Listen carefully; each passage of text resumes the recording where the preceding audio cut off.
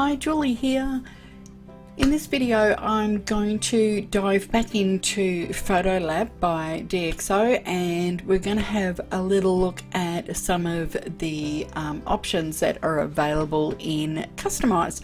So once you've either brought your images in from Lightroom or just from your library, you'll have everything here, and you will have a preview in your panel. If you hover over it, you will have all your metadata.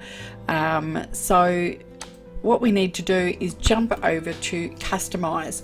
So a couple of things just want to have a little look at. So we've got our histogram, we've got our move panel. So if we do zoom in and we still want to have a look around, we can just grab that and move it around, or we can just go to fit. We've also got our advanced history, so you can, anything that you do in your image will pop up here. So if you need to jump back a couple, you can do that. You've got things up here which are just quick and easy access. You will find most of these in the various panels over on the right, but things like full screen viewer, fit on screen, zoom over, your size, your crop, your white balance picker, your straighten tool, etc. That's all there. So you can set your white balance up here, or you can go in here and you can select your white balance by tapping on something in your image that is not white but just off-white, or you can manually maneuver it. Now I want to go for something a little bit cooler. I don't necessarily want it as warm as it was, but yeah, so you can then come back and you compare the before and after, or you can just hold down the compare and that will show you as well. So let's start with the basics. So we've got our lighting, so we can come in here. You've got manual corrections, or you can try using some of the settings that they've got here. You can go through and play with those, or of course you can manually adjust it as well. You've got, if you do go with any of the modes, you can set the intensity of what you want, so that's just way too much. You can also selectively tone your highlights and your mid-tones, your shadows, your blacks, etc. There's also Clearview Plus, which won't do much here, but it will, as I said, won't do much for me here. But if you've got some mist or fog or anything like that that you want to get rid of in, say, a landscape image, then that's probably where it's going to come in. You've got your contrast, micro contrast and things like that. You've got your tone curve, so you can go through and you can add in whatever you want. Then we can jump over to the color panel, and that's where you'll find everything to do with color. Now there's some really cool fun things in here that you can play with. If you want to bring in some loops or lookup tables, you could do that. There's some that you can put in, so you can play with those. Perhaps if you wanted to put in twilight or something like that, you can. If you're not thrilled with the intensity, you can drop that right back, or you can go in and you can try another one. Or if they're not your thing, you don't have to use them at all. You can just turn that off. Coming down, you've got your saturation, your color mixer.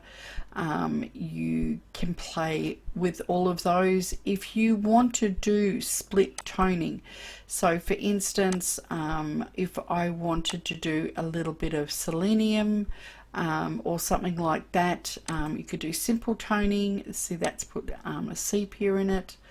Again, I might go for gold, and I'm just going to bring that intensity back.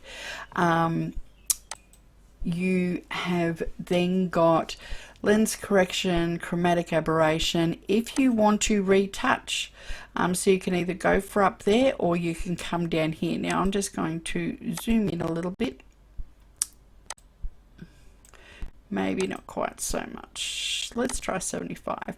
And I'm going to move my way around and clear up a few things.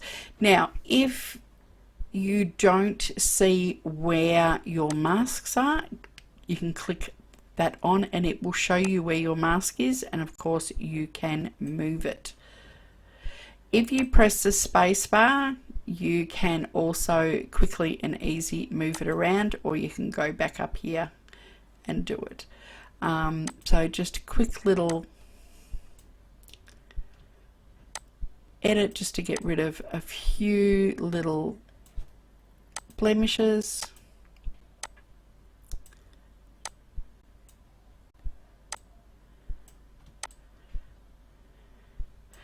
You can get rid of flyaways and things like that.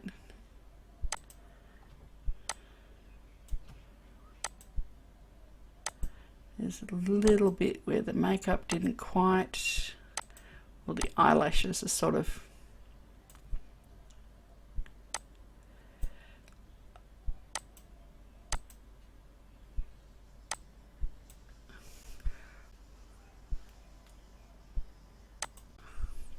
okie dokie. If you want to crop your image, you want to straighten it, you will find those tools here in the geometry panel, although of course you will find them up the top as well. And if we go over to the FX panel, then there are some things in here that you can play with as well.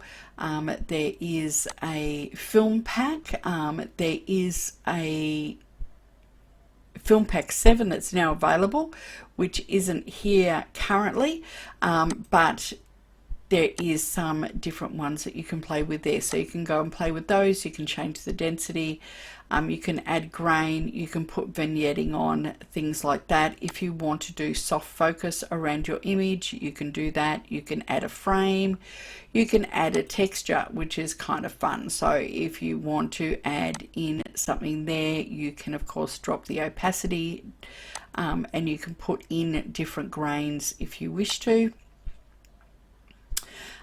just to put that in as well. The other thing which is really cool, which you'll find in here, is light leaks. Again, you can play with those. You can scale them up or down. Oops, grab the right one. Grab them up or down and increase the scale of the light leaks. There's randomize, so it'll just randomly pick one that may or may not work with your image, so you can really play with that. Of course, if you want to apply presets, you can go up the top and you will have a whole heap of presets listed, and that is always loads of fun to go through and play with. So there's lots of different ones. There's the high key, which is really, really nice for this particular image, but there is lots that you can play with in here. Okay, so if I want to go into the local adjustments, and I might just do a separate video on this altogether, but just briefly. So I've got my control points, gradients, luminosity masking, there's auto masking, and you can also apply your own maskings. So for instance, I wanted to add a control point and I could pop it over her face, and I might want to lift the highlights up a little bit. I could do that. If I wanted to, I could add another control point at pretty much the same point, but I could invert that and then I could come down and I could add a little bit of blur to the image. So that's pretty much where I'm going to leave it for today. I've gone through and shown you most of the panels, how you can apply them to your images. I will come back and do something a little more intensive on the local adjustments and color and other things. So there's lots that you can really apply to your images and beautifully edit them.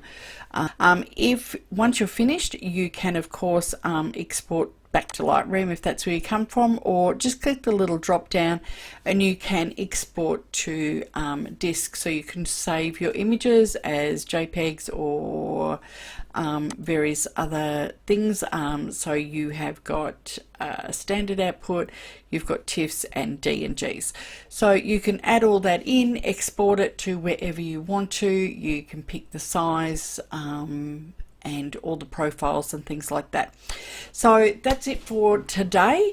I will leave that there. I might just come in and just give my image a little bit of a crop, and then I can export it out and use it as my banner for this video. So thanks for watching, and I will see you next time. Bye for now.